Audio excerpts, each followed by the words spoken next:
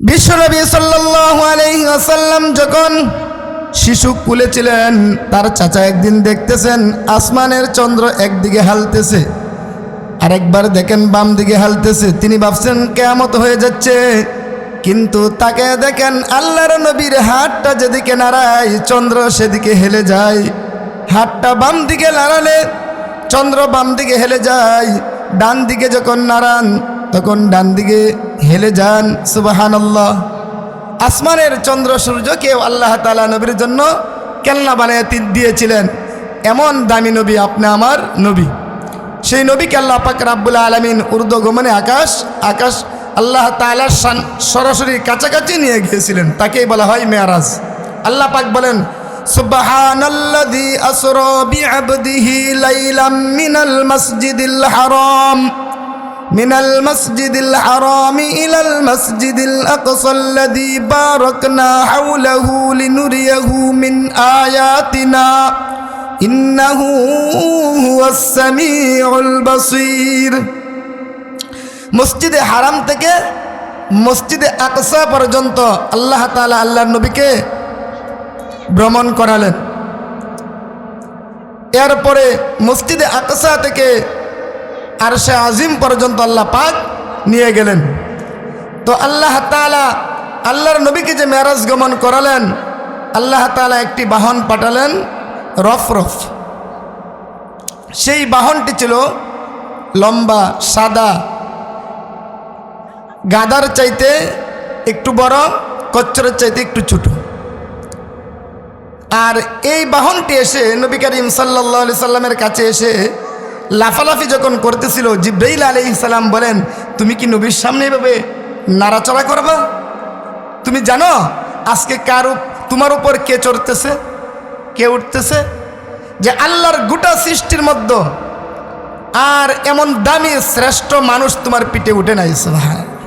তখন সাথে সাথে লজ্জায় একেবারে কামুশ হয়ে গেছে, চুপ হয়ে গেছে সেই বুরাকের উপর বিশ্বনবী সাল্লাল্লাহু আলাইহি সাল্লাম যখন উঠলেন, উঠার পরে আল্লাহর নবী সাল্লাল্লাহু আলাইহি সাল্লামকে ঊর্ধ্বগমনে নিয়ে যাচ্ছেন, অর্থাৎ মেরাজে নিয়ে যাচ্ছেন। যাওয়ার পরে প্রথম আসমানে হযরত আদম আলাইহিস সালামের সাথে সাক্ষাৎ হলো। আল্লাহর নবী সাল্লাল্লাহু আলাইহি ওয়াসাল্লাম জিজ্ঞেস করলেন, উনি কে? জিবরাইল আলাইহিস সালাম বলেন, ইনি হলেন আমাদের আদি পিতা আদম আলাইহিস সালাম। তার সাথে সাক্ষাৎ হলো, কথা হলো। তার জন্য বিশ্বনবী সাল্লাল্লাহু আলাইহি সাল্লামের জন্য কি করলেন? দোয়া করলেন। তিনি দেখলেন আদম আলাইহিস সালাম যখন ডান দিকে তাকাচ্ছে, ডান দিকে তাকানোর পরে তিনি হাসতেছে। যখন বাম দিকে তাকাচ্ছে, বাম দিকে তাকানোর পরে তিনি কাঁদতেছেন। জিবরাইল আলাইহিস সালাম তাকে নবী জিজ্ঞেস করলেন, ও জিবরাইল, ডান দিকে যখন তাকান তিনি হাসেন, আবার বাম দিকে তাকান তিনি কাঁদেন, কারণ কি? কারণটা হচ্ছে, যখন ডান দিকে তাকান, যাদের দিকে তাকান হাসেন, তারা হলো কি? জান্নাতি। আর যখন বাম দিকে তাকান তারা হলো জাহান্নামী। এই জন্য আদম আলাইহিস সালাম কেঁদে দেন। এরপরে দ্বিতীয় আসমানে যখন গেলেন, দ্বিতীয় আসমানে যাওয়ার পরে জিবরাইল আলাইহিস সালামকে জিজ্ঞেস করেন, উনি কে? তখন জিবরাইল আলাইহিস সালাম বলেন যে ইনি হচ্ছে আখিরি জামানার পয়গম্বর বিশ্বনবী সাল্লাল্লাহু আলাইহি সাল্লাম। প্রত্যেকটা আসমানেই ওঠার সময় যাওয়ার সময় অনুমতি নিতে হয়েছিল। তো জিবরাইল আলাইহিস সালাম হচ্ছে আল্লাহ তাআলার গোটা ফেরেশতার মধ্যে সবচাইতে দামি এবং বড় ফেরেশতা।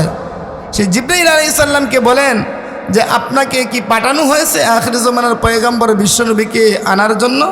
জিবরাইল আলাইহিস সালাম বলেন, হ্যাঁ, আমাকে পাঠানো হয়েছে আনার জন্য। সুবহানাল্লাহ। তখন দ্বিতীয় আসমানে যখন উঠলেন, অনুমতি পেলেন, দ্বিতীয় আসমানে যাওয়ার পরে সাক্ষাৎ হয়ে গেলেন ইয়াহইয়া আলাইহিস সালাম ও ঈসা আলাইহিস সালামের সাথে। সেখানেও সাক্ষাৎ হলো। তিনি কি করলেন? বিশ্বনবী সাল্লাল্লাহু আলাইহি সাল্লামের জন্য দোয়া করলেন। এরপরে গেলেন তৃতীয় আসমানে। তৃতীয় আসমানে যখন যাচ্ছেন সেখানেও জিবরাইল আলাইহিস সালামকে বলা হলো যে উনি কে? উত্তর আসছে, জিবরাইল আলাইহিস সালাম বললেন উনি হলেন আখির জামানার পয়গম্বর বিশ্বনবী সাল্লাল্লাহু আলাইহি সাল্লাম। তো ওনাকেও জিজ্ঞেস করা হলো জিবরাইলকে আবার যে আপনাকে কি অনুমতি দেওয়া হয়েছে ওনাকে আনার জন্য? জিবরাইল আলাইহিস সালাম বলেন হ্যাঁ, আমাকেই পাঠানো হয়েছে আখির জামানার পয়গম্বর বিশ্বনবী সাল্লাল্লাহু আলাইহি সাল্লামকে আনার জন্য। তাহলে এখান থেকে আমরা একটা মাসলা বুঝতে পারি যে মানুষ যত বড়ই হোক না কেন, যেই হোক না কেন, কারো বাড়িতে যদি কেউ ঢুকতে চায় তাহলে কি লাগবে? অনুমতি লাগবে।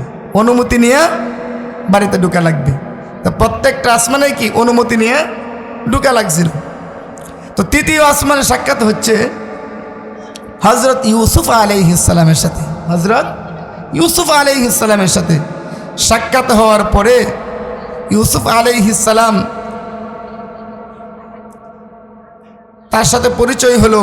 ইউসুফ আলাইহিস সালামও তার জন্য দোয়া করলেন। এখন আল্লাহ নবী সাল্লাল্লাহু আলাইহি সাল্লাম বলেন যে আমি যতটুকু বুঝতে পারলাম ইউসুফ আলাইহিস সালামকে দেখে আমি আন্দাজ করতে পারলাম যে তামাম দুনিয়ার যত সৌন্দর্য আছে ইউসুফ আলাইহিস সালামকে আল্লাহ তাআলা একাই এতটুকু সৌন্দর্য দান করেছে। সুবহানাল্লাহ। তাহলে আপনি আমার নবী বিশ্বনবী সাল্লাল্লাহু আলাইহি সাল্লামের সৌন্দর্য কত বেশি ছিল? তাহলে আসুন একটু সৌন্দর্যের আলোচনা করি, তারপরে ওইদিকে যাই। আল্লাহ নবী সাল্লাল্লাহু আলাইহি সাল্লামের সৌন্দর্য এত বেশি ছিল যে ইউসুফ আলাইহিস সালামের সৌন্দর্যটা বুঝলে আল্লাহ নবীর সৌন্দর্যটা বোঝা সহজ হবে। জুলাইকার পালন পুত্র ছিল ইউসুফ আলাইহিস সালাম। তো ইউসুফ আলাইহিস সালামের জন্য যখন জুলাইকা পাগল পারা হয়ে গেছে, মিশরের সুন্দর সুন্দর রমণীরা তারা বলতেছে যে জুলাইকা এমন হয়ে গেল, তার পালন পুত্রের প্রতি আশাক হয়ে গেছে। জুলাইকা কি করলেন? মিশরের সবচেয়ে সুন্দর রমণীদেরকে দাওয়াত করলেন। তার যে বান্ধবীরা আছে, বান্ধবীরা হলো মিশরের মানুষগুলো সবচেয়ে সুন্দর বেশি। মিশরের যে মহিলারা আছে জুলাইকার বান্ধবীদেরকে তিনি কি করলেন? দাওয়াত করলেন। দাওয়াত করার পরে প্রত্যেকের হাতে একটি করে চাকু, প্লেট আর আপেল দিয়ে বললেন তোমরা কাটতে থাকো। ইউসুফ আলাইহিস সালামকে বললেন তুমি এ ঘর থেকে বাইর হয়ে ওই ঘরে যাও। তিনি আল্লাহর নবী মাথা নিচের দিকে দিয়ে এক ঘর থেকে যখন আরেক ঘরের দিকে যাইতেছেন, এমত অবস্থায় জুলাইকার বান্ধবীরা এক নজরে তাকাইছে, তাকায় বলতেছে মা হাযা ইল্লা বাশার ইন হাযা ইল্লা মালাকুম কারীম। সুবহানাল্লাহ। তো উনি তো কোনো সাধারণ মানুষ না, উনি হলেন আসমানের সম্মানিত একজন ফেরেশতা। নাউজুবিল্লাহ।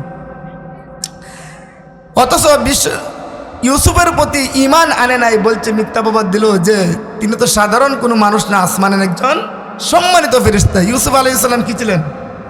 মানুষ। তো ইউসুফের সৌন্দর্য দেখে তারা বলতেছে, হাত কেটে ফেলছে, তাদের কোনো হুঁশ ছিল না যে বলতেছে উনি মানুষ না, সম্মানিত একজন ফেরেশতা। তো ইউসুফের সৌন্দর্য দেখে তাদের হাত কেটেছিল, তাদের হুঁশ ছিল না। কিন্তু আমার নবীর সৌন্দর্য যদি তারা দেখতো তাহলে তাদের অবস্থা কি হতো?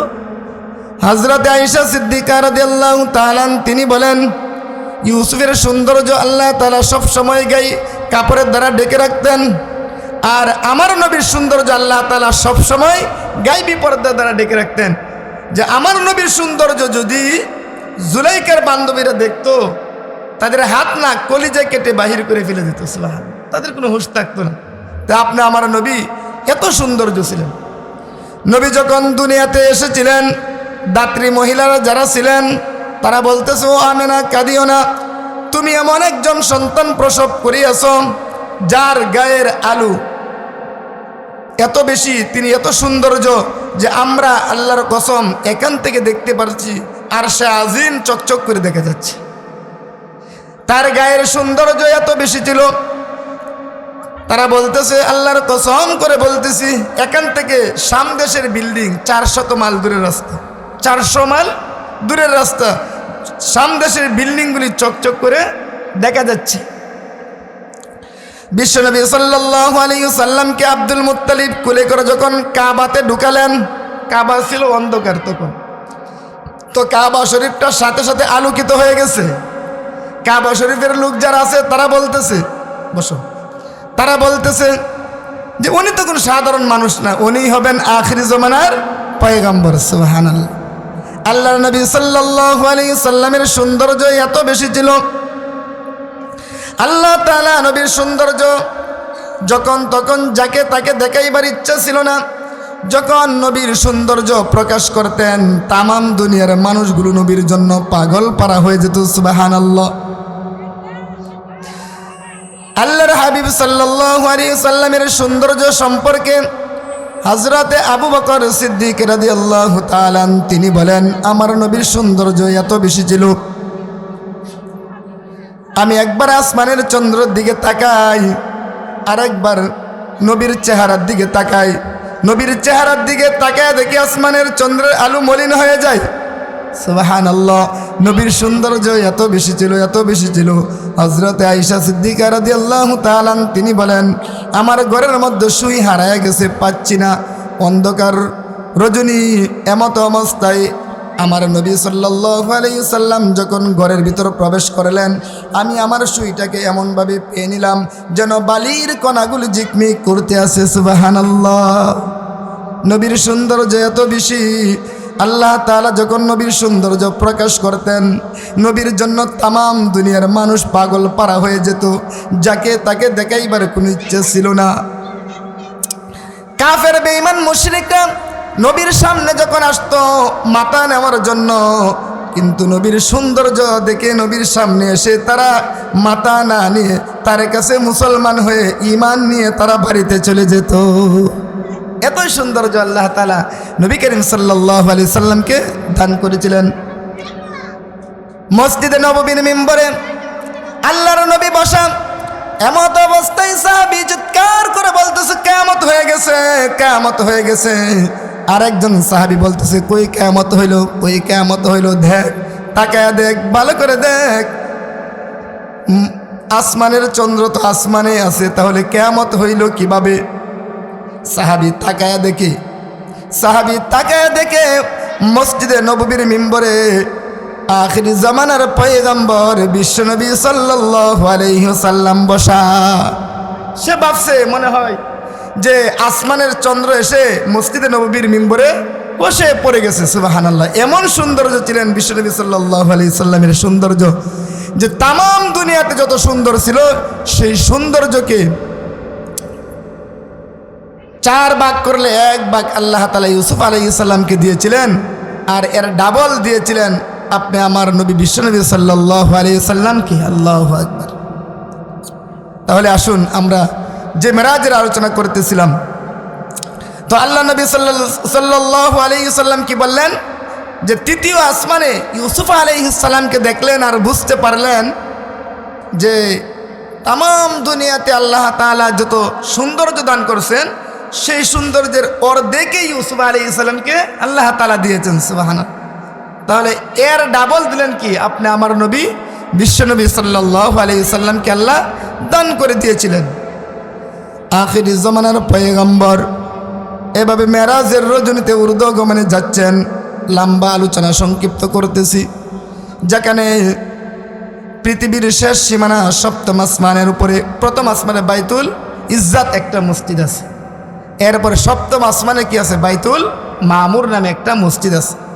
দুনিয়াতে একটা কাবা শরীফ, আল্লাহর ঘর আছে না কাবা শরীফ মক্কাতে, সেই কাবা শরীফের চাঁদের সুজা বরাবর বাইতুল মামুর, সেই বাইতুল মামুর থেকে যদি একটা ঢিল মারা হয় সাথে সাথে সুজা এসে কোথায় পড়বে?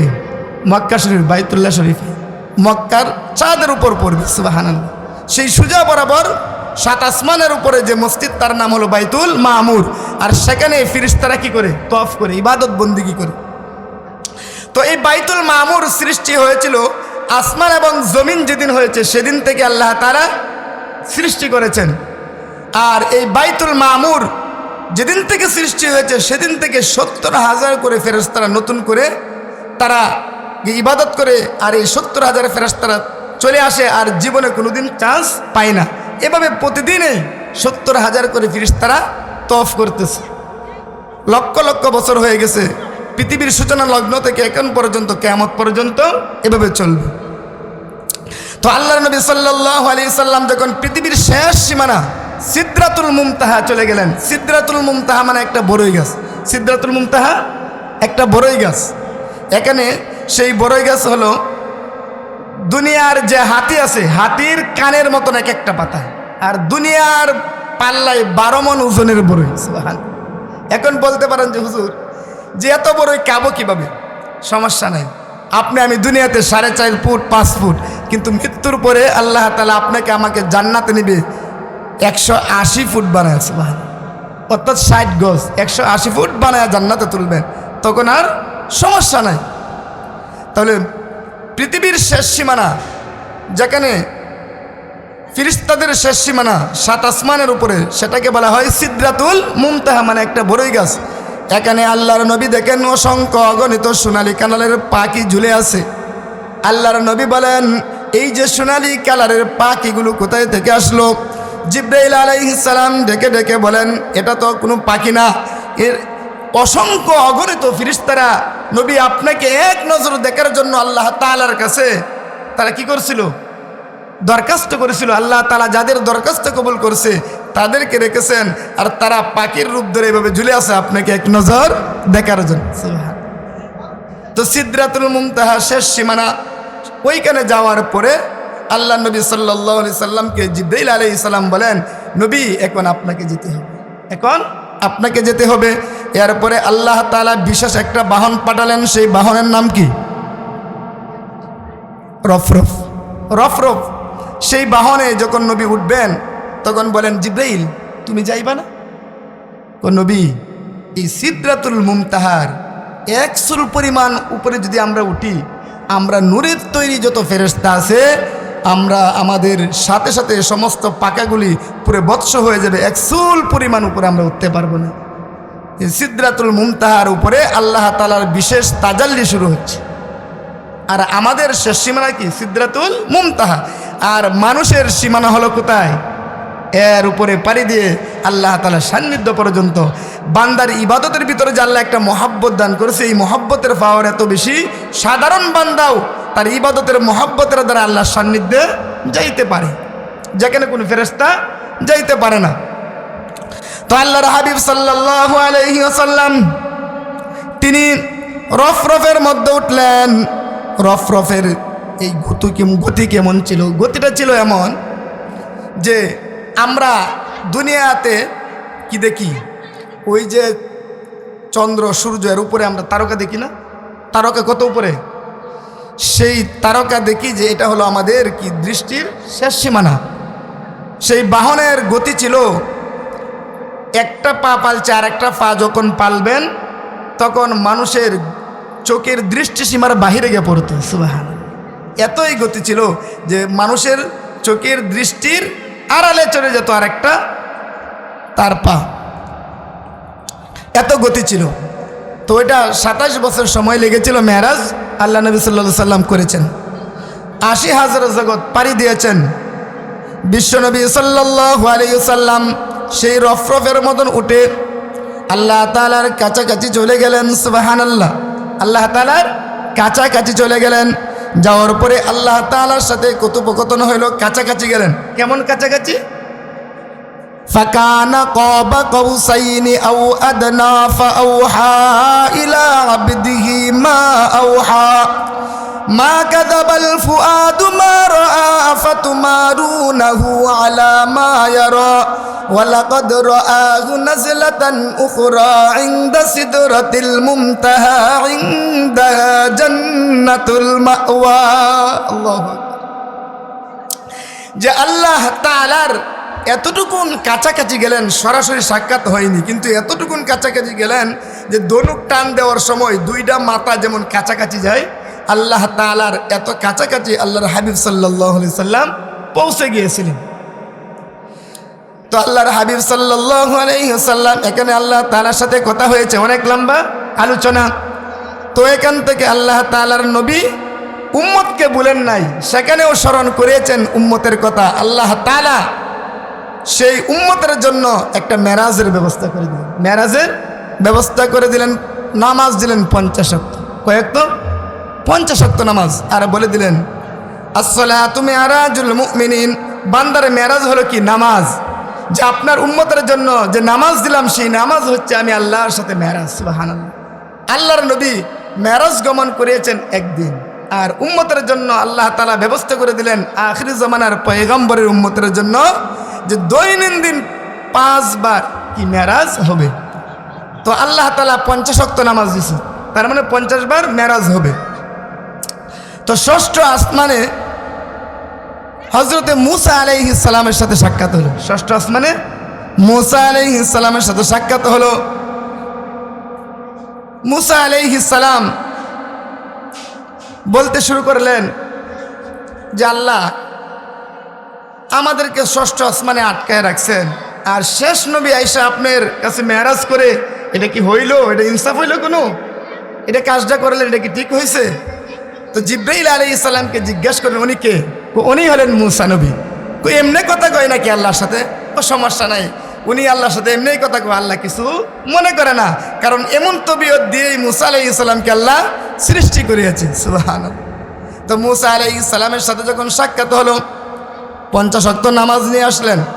মূসা আলাইহিস সালাম আল্লাহর নবীকে দেখলেন, দেখার পরে জিজ্ঞেস করলেন আপনার সাথে আল্লাহ কেমন ব্যবহার করেছে, কি দিয়েছে? আমার উম্মতের জন্য 50 ওয়াক্ত নামাজ দিছে। হাসতেছেন আল্লাহ নবী, খুশি হইলেন। মূসা আলাইহিস সালাম কইটা একটা কথা হইলো, আপনি হাসতেছেন? 50 ওয়াক্ত নামাজ দিছে, আপনি জানেন আপনি উম্মতরা পারবো 50 ওয়াক্ত নামাজ আদায় করতে পারবো? আল্লাহ নবী তো কিছুই বলে না। হ্যাঁ আমার অভিজ্ঞতা আছে। আমার কি আছে? অভিজ্ঞতা আছে, কারণ আমি উম্মত চালায় আসছি, উম্মত চালায় আমি আসছি, আমার অনেক অভিজ্ঞতা আছে। আপনার উম্মতরা পারবো না, নবী যান আপনি তাফখিম করে আসুন, অর্থাৎ নামাজ একটু কমায় আসুন। আল্লাহর হাবিব সাল্লাল্লাহু আলাইহি ওয়াসাল্লাম আল্লাহ তাআলার কাছে আবার পৌঁছে গেলেন। এরপরে আল্লাহ তাআলা 5 ওয়াক্ত নামাজ কমিয়ে দিলেন। 5 ওয়াক্ত নামাজ কমিয়ে দেওয়ার পরে মূসা আলাইহিস সালামের সাথে আবার ষষ্ঠ আসমানে সাক্ষাৎ। জিজ্ঞেস করে আল্লাহ আপনার সাথে কি ব্যবহার করছে? আল্লাহ তাআলা 5 ওয়াক্ত নামাজ কমায় দিছে। না না, হয়তো না, আপনার উম্মতেরা পারতো না নবী, যান যান তাড়াতাড়ি যান, একবার যদি দুনিয়াতে চলে যান আর কমানো সম্ভব না, আবার যান আরো কমে আনেন। বিশ্বনবী সাল্লাল্লাহু আলাইহি সাল্লাম আবার চলে গেলেন, যাওয়ার পরে আরো 5 ওয়াক্ত কমাইছে।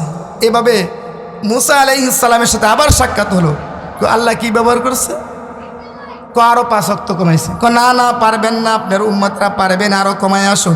এভাবে যাইতে যাইতে 9 বার গেছে। কয়বার? 5 নং 45 ওয়াক্ত কমাইছে। এরপরে আবার আসছে, আসার পরে মূসা আলাইহিস সালামের সাথে সাক্ষাৎ হলো। বলল আপনার সাথে কি ব্যবহার করছে আল্লাহ? 5 ওয়াক্ত বাকি আছেন, 45 ওয়াক্ত কমায় দিছে। না না না, আমার লজ্জা হচ্ছে, আমার লজ্জা হচ্ছে, আমি পারবো না সেটা, আমার লজ্জা হচ্ছে। 5 ওয়াক্ত নামাজ আছে, এখন যদি আল্লাহর কাছে যায় তাহলে কি জিরো হাতে আমাকে যেতে হবে, জিরো হাতে যেতে হবে। নবীর মনে খুব কষ্ট, কারণ আমার উম্মতকে 50 ওয়াক্ত দিয়েছিল আর 45 কমাইছি, এখন আর কেমনে কমাই?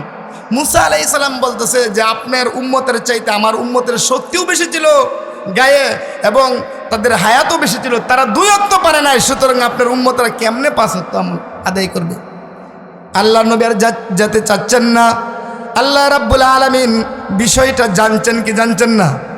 আল্লাহ তাআলা নবীকে জানায় দিলেন, নবী গো, আপনার উম্মতরা যদি 5 আদায় করে আমি আল্লাহ আপনার উম্মতকে 50-এই দিব।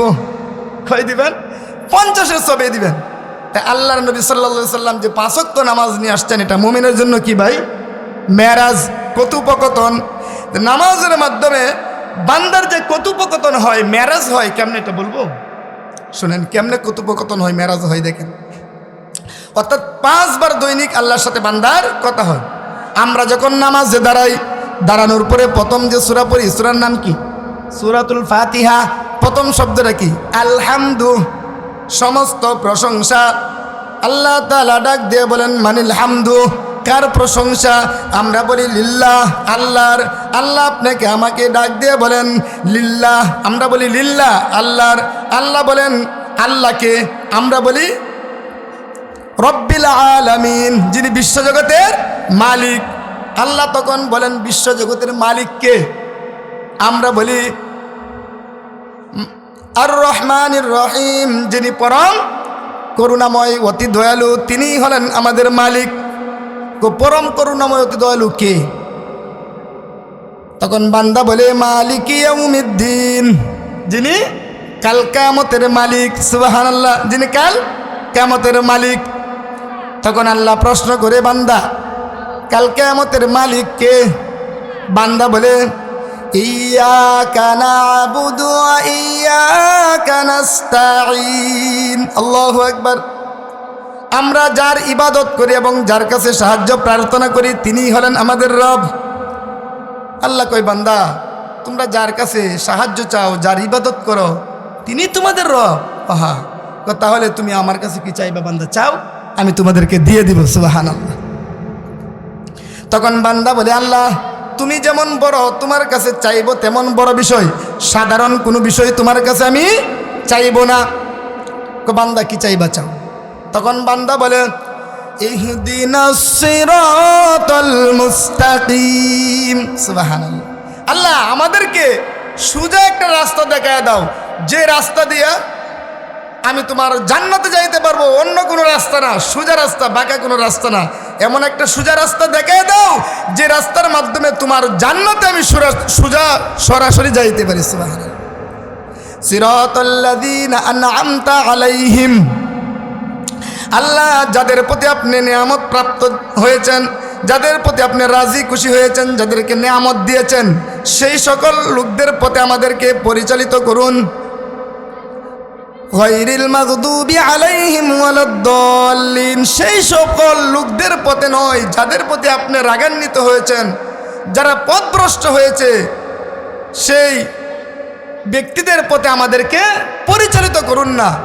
যাদের প্রতি আপনি রাজি এবং খুশি হয়েছেন, যারা হেদায়েত প্রাপ্ত হয়েছে, এই সকল লোকদের পথে আমাদেরকে পরিচালিত করুন। আল্লাহ পাক রব্বুল আলামিন বলেন, ও বান্দা যাও, আমি তোমাদেরকে এই সকল লোকদের পথেই তোমাদেরকে পরিচালিত করলাম। সুবহানাল্লাহ। তে নামাজটা যে নিয়ে আসলেন, সেই নামাজটা আল্লাহ তাআলার কাছে এতই দামি, এতই দামি। বিশ্বনবী সাল্লাল্লাহু আলাইহি ওয়াসাল্লাম যখন অসুস্থ ছিলেন, নামাজ আদায় করতে পারতেছেন না, জ্বর, বেশি অসুস্থ, অজ্ঞান হয়ে পড়ে যাচ্ছেন বারবার। এমত অবস্থায় তাকে পানি ঢালা হলো, সুস্থ করানো হলো। এরপরে বলতেছে আল্লাহ নবী যে লোকেরা কি নামাজ আদায় করছে? আল্লাহর নবীকে সাহাবায়ে কেরাম উত্তর দিয়ে বললেন, না, এখনো নামাজ আদায় করে নাই। কিন্তু আল্লাহ নবী যাইতে পারতেছেন না। বারবার তিনি বেহুশ হচ্ছেন। বেহুশ হওয়ার পরে আল্লাহ নবী সাল্লাল্লাহু আলাইহি ওয়াসাল্লামকে আবার যখন পানি ঢালার পরে সুস্থ হলেন, নবী করিম সাল্লাল্লাহু আলাইহি ওয়াসাল্লাম বললেন, আমাকে ধরো। আব্বাস রাদিয়াল্লাহু তাআলা ও আলী রাদিয়াল্লাহু তাআলা তাদের কাদের মধ্যে ভর দিয়ে পরিপূর্ণ শরীরের ভর দিলেন। পরিপূর্ণ ভর দেওয়ার পরে, পরিপূর্ণ ভর দিয়ে মসজিদের দিকে যাচ্ছেন। আর মসজিদটা হচ্ছে যে বিশ্বনবী সাল্লাল্লাহু আলাইহি ওয়াসাল্লাম তার হুজরাখানা মসজিদ থেকে তেমন বেশি দূরে ছিল না, একেবারে কয়েক গজ একেবারে কাছাকাছি ছিল। আল্লাহ নবী সাল্লাল্লাহু আলাইহি সাল্লাম এই দুইজন সাহাবীর কাঁধে ভর দিয়ে, পাকে হেসড়ে নিয়ে, কারণ হাঁটতে পারতেছেন না, সমস্ত বড় দুইজন সাহাবীর কাঁধে দিয়ে ভর দিয়ে মসজিদে চলে গেলেন। হযরতে আবু বকর সিদ্দিক রাদিয়াল্লাহু তাআলাকে বললেন, নামাজটা পড়ান। তিনি সাহসে কুলাচ্ছে না যে নবীর সামনে নামাজ পড়াবেন, কিন্তু কষ্ট করে নবীকে নামাজ পড়াতে হলো। নবী নামাজ পড়ালেন। সুবহানাল্লাহ। আল্লাহর হাবিব সাল্লাল্লাহু আলাইহি ওয়াসাল্লামের জীবনের শেষ মুহূর্তে আর কোনো কথা কারো জন্য বলেননি, আর কোনো কিছু স্মরণ করেননি। যেই কথাটা সর্বশেষ স্মরণ করেছেন সেটা হলো আসসালাত, আসসালাত ওয়া মা মালাকাত আইমানুকুম, ও উম্মতরা নামাজ ছেড়ে দিও না। হযরতে উমর রাদিয়াল্লাহু তাআলা যখন নামাজ পড়াতেন, এমত অবস্থায় একজন অগ্নি পূজারক এসে উমর রাদিয়াল্লাহু তাআলাকে কতল করলেন, এমনভাবে আঘাত প্রাপ্ত করলেন যে শরীরের রক্ত প্রায় সব বের হয়ে যাচ্ছে, এমন অসুস্থ, এমন অবস্থায় দুর্বল হয়ে যাচ্ছেন, তিনি নামাজ পড়াতে পারছেন না। আর এমত অবস্থায় সে অগ্নি পূজারক পালানোর চেষ্টা করছে, কিন্তু সাহাবায়ে কেরাম বাধা দিতে গিয়ে 60 জন সাহাবায়ে কেরাম শাহাদাত বরণ করেছে, আরও অনেকেই কি করেছেন, আঘাতপ্রাপ্ত হয়েছেন। তো উমর রাদিয়াল্লাহু তাআলা তাকে যখন ধরে বাড়িতে নিল সুস্থ করার জন্য, অর্থাৎ চিকিৎসার জন্য, এমত অবস্থায় বারবার বেহুশ হয়ে যাচ্ছেন, কারণ শরীরের সমস্ত রক্ত বের হয়ে যাচ্ছে। যখন উমর রাদিয়াল্লাহু তাআলা তার স্বাভাবিক চেঞ্জ ফিরে আসছে, তখন বলছেন পানি আনো। যখন সবাই পানি নিয়ে আসতেছে, সবাই ভাবতেছে হয়তো তিনি পানি খাবেন, কিন্তু উমর রাদিয়াল্লাহু তাআলা তিনি বলেন না, আমি তো পানি খাবো না, আমার নামাজটুকু এখনো পরিপূর্ণ হয়নি, নামাজ বাকি আছে। সুবহানাল্লাহ। সাহাবায়ে কেরাম নামাজের জন্য তো কষ্ট করেছেন। আল্লাহর হাবিব সাল্লাল্লাহু আলাইহি ওয়াসাল্লাম শেষ নামাজ যখন দেখেছিলেন তখন কেঁদেছিলেন। হযরতে আয়েশা সিদ্দিকা রাদিয়াল্লাহু তাআলা তিনি বলেন, নবী গো, আপনি কাঁদছেন কেন? আমার বাবা নামাজ পড়াচ্ছে এজন্য আপনি কাঁদছেন নাকি? না, আজকের কান্না আমার কোনো কষ্টের কান্না না, আজকের কান্না হলো আমার জীবনের সারাংশ, যে আমি যেই নামাজের জন্য এত কষ্ট করেছি, আমার সাহাবায়ে কেরাম সুন্দর করে নামাজ আদায় করতেছে, এই দৃশ্য দেখে আমার চোখের পানি এসে গেছে। সুবহানাল্লাহ। নামাজের গুরুত্ব এত বেশি। ওয়াস্তাঈনু বিস-সাবরি ওয়াস-সালাহ। আল্লাহ পাক রব্বুল আলামিন বলেন, তোমরা ধৈর্য আর সবরের সাথে নামাজ আদায় করো, ধৈর্য আর সবরের সাথে নামাজ আদায় করো। তোমরা আমি আল্লাহ তাআলার কাছে ধৈর্য আর সবরের মাধ্যমে নামাজ চাও। সাহাবায়ে কেরামের যখন কোনো সমস্যার সম্মুখীন হতেন, সবসময় কি করতেন? নামাজের মাধ্যমে সকল বিষয় চাইতেন, আল্লাহ তাআলা কি করতেন? সমাধান করে দিতেন। তো একজন ব্যক্তি, তার জুমার নামাজের সময় হয়ে গেছে, তো এমত অবস্থায় বাড়ি থেকে বের হয়েছে, মসজিদে যাবে, কিন্তু পিছন থেকে বিবি ডাক দিয়ে বলতেছেন, এ স্বামী, আপনি নামাজে চলে যাচ্ছেন, ঘরে তো খাবার নাই, খাবারের ব্যবস্থা করে দেন। এমত অবস্থায় তার মাসলা হচ্ছে, এখন খাবারের ব্যবস্থা করলে তো নামাজ চলে যাবে, এখন খাবারের ব্যবস্থা করব না, নামাজে যাব। তার স্মরণ হয়ে গেছে নামাজটা আগে, আল্লাহ বলছেন নামাজ আগে আদায় করো, তারপরে কি দুনিয়ার কাজ করো। যেমন ইয়া আইয়ুহাল্লাযীনা আমানু ইযা নুদিয়া লিস-সালাতি মিন ইয়াউমিল জুমআতি ফাসআউ ইলা যিকরিল্লাহি ওয়া যারুল বাই', যালিকুম খায়রুল লাকুম ইন কুনতুম তা'লামুন। আচ্ছা, ঠিক আছে। আল্লাহ পাক রব্বুল আলামিন বলেন, ইয়া আইয়ুহাল্লাযীনা আমানু, হে ঈমানদারগণ, ইযা নুদিয়া লিস-সালাহ, যখন তোমাদের নামাজের সময় হয়ে যায়, মিন ইয়াউমিল জুমআ, জুমার নামাজের সময়, ফাসআউ ইলা যিকরিল্লাহ, আমি আল্লাহর স্মরণের দিকে ধাবিত হও, ওয়া যারুল বাই', ক্রয় বিক্রয়, ব্যবসা বাণিজ্য, চাকরি বাকরি, কাজ কাম সব ছেড়ে দাও। যালিকুম খায়রুল লাকুম, যদি এমন করতে পারো তাহলে তোমাদের খায়রুল লাকুম, এটি তোমাদের জন্য উত্তম হবে, ইন কুনতুম তা'লামুন, যদি তোমরা বুঝো। ফাইদা কুদিয়াতিস সালাহ, যখন নামাজ সমাপ্ত হয়ে যাবে, ফান্তাশিরু ফিল আরদি, আমি আল্লাহর জমিনে ছড়ায় পড়ো। ছড়ায় কি করো? চাকরি করো, ব্যবসা করো, বাণিজ্য করো, কৃষিকাজ করো, দোকানদারি করো, যত ধরনের ব্যবসা আছে, তোমার যত কাজ কাম আছে, তোমার সাংসারিক কাজ আগে আছে, তোমার রাজনৈতিক কাজ আছে, তোমার রাষ্ট্রীয় কাজ আছে, যত কাজ আছে সকল কাজ কি করো? নামাজ সমাপ্ত হয়ে যাওয়ার পরে তুমি করো। ওয়াবতাগু মিন ফাদলিল্লাহ, আর আমি আল্লাহ তাআলার জমিনে তোমরা কি করো? আমি আল্লাহ তাআলার অনুগ্রহ অনুসন্ধান করো। ওয়াযকুরুল্লাহা কাসীরা, আর আমি আল্লাহ তাআলাকে বেশি বেশি স্মরণ করো। লাআল্লাকুম তুফলিহুন, আশা করা যায় এতে তোমরা সফল হয়ে যাবা। এই জন্য বান্দা চিন্তা করতেছে, না নামাজ আগে, আল্লাহ বলছেন নামাজ আগে, নামাজে যাব, আবার চলে যাচ্ছেন। বিবি পিছন দিয়ে আবার ডাক দিলেন, দিয়ে বলতেছেন, স্বামী, আপনি যে চলে যাচ্ছেন, বাড়ির পিছনে যে আমার গাভীটা আছে, বিদেশি গাভী, বাচ্চা আছে, 2 লাখ টাকা দাম, এই গাভীটা আপনি বাড়িতে রেখে যান, দেখেন আকাশের যে অবস্থা, বাঘে তো খেয়ে ফেলবে। এখন তার চিন্তা হচ্ছে, আরে আমি যদি নামাজে যাই তাহলে তোমার 2 লাখ টাকা শেষ, গাবি কে ফেলবে বাঘে, বাচ্চাও কে ফেলবে গাবির। এখন কি করি, নামাজে যাবো না আগে গাবি আনবো? নামাজে যদি যাই তাহলে গাবি কি আনতে পারবো না। এখন কি করি, তার মাসলা হলো হচ্ছে না আগে আমি নামাজে যাব। তখন তিনি কি করলেন, নামাজের জন্য চলে গেলেন। বাড়ির সামনে যখন গেলেন, যাওয়ার পরে আরেকটা লোকের সাথে সাক্ষাৎ হয়ে গেছে। ওই লোকে বলতেছে, ভাই কোথায় যাচ্ছেন? নামাজে যাচ্ছি। নামাজে যাচ্ছেন যে আজ এটা চৈত মাস, ক্ষেত শুকায় একবারে ফেটে গেছে, আপনার ক্ষেত আর আমার ক্ষেত একসাথে, কিন্তু আপনি যদি এখন নামাজে যান তাহলে তো আর পানি দেওয়া হবে না, ক্ষেত শুকায় একবারে ফেটে গেছে, পানি আর সিরিয়াল পাবো না, আজকে কষ্ট করে পানি সিরিয়ালটা নিলাম, আপনি নামাজে পড়ে যান। এখন বান্দা চিন্তা করলো, আরে আমি যদি এখন মসজিদে যাই, নামাজে যাই, তাহলে তো সারা বছরের কুরাক আনবো কোথায় থেকে? কারণ পানি দেওয়ার সিরিয়াল যদি পানি না দিতে পারি, সারা বছরের কুরাক আনবো কোথায় থেকে? তিনি চিন্তা করলেন, আমি কি সারা বছরের কুরাক যোগাবো না আমি নামাজে যাব? তার মাসলা হলো হচ্ছে, তিনি বলতেছেন না আমার নামাজ আগে, নামাজে আমাকে যেতে হবে। তিনি কি করলেন, নামাজে চলে গেলেন। নামাজ পড়লেন, জুমার নামাজ পড়লেন। জুমার নামাজ পড়ার পরে বাড়িতে আসতেন। এখন কি করবেন, তিনি চিন্তা করলেন, ঠিক আছে কাবারের ব্যবস্থা করি, গাবিটা আনি আর খেতে পানি দিব। প্রথমকে বললেন, বিবি ব্যাগটা দাও, আমি তোমার জন্য কাবারের ব্যবস্থা করি। বিবি এসে বলতেছে, স্বামী হে, কাবার আনার কোনো প্রয়োজন নাই, কাবার প্রস্তুত হয়ে গেছে। কও কি কাবার প্রস্তুত হয়ে গেছে? কেমনে হইল?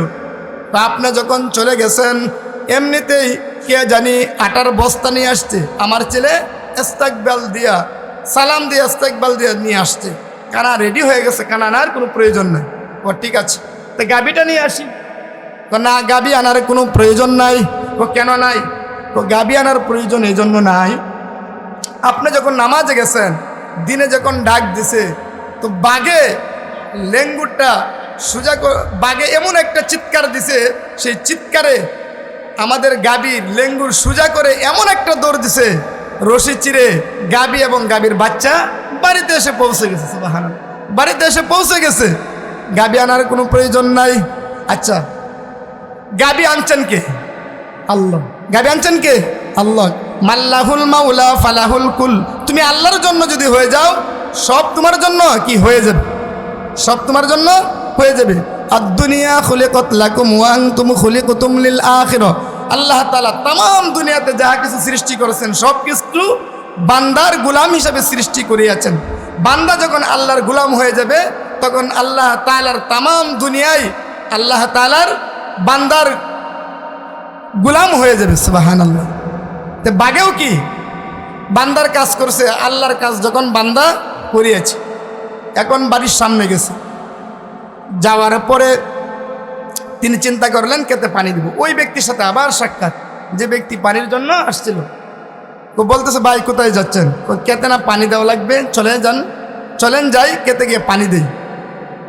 তখন তিনি বলতেছে, না ভাই খেতে গিয়ে পানি দেওয়া লাগবে না। কেন? আপনি যখন নামাজে চলে গেছেন, তখন আপনার ক্ষেত আমার ক্ষেত দুইটার মাঝখানে এমন একটা সুরুং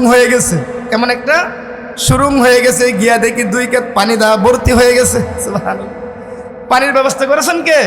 আল্লাহ। তো তিনি কি করছেন? নামাজের মাধ্যমে চাচ্ছেন, নামাজের মাধ্যমে ফয়সালা করেছেন কে? আল্লাহ। তো নামাজটা হচ্ছে এত গুরুত্ব, বান্দার জন্য মেরাজ কি নামাজ। দৈনন্দিন 5 বার আল্লাহ তাআলা নামাজের ব্যবস্থা করেছেন। আর আমরা যদি যত্ন সহকারে নামাজটুকুন আদায় করি, এই নামাজটুকুন পড়ি, তাহলে আমাদের জন্যও কি আল্লাহ তাআলা ব্যবস্থা করতে পারেন কি পারেন না? পারেন না?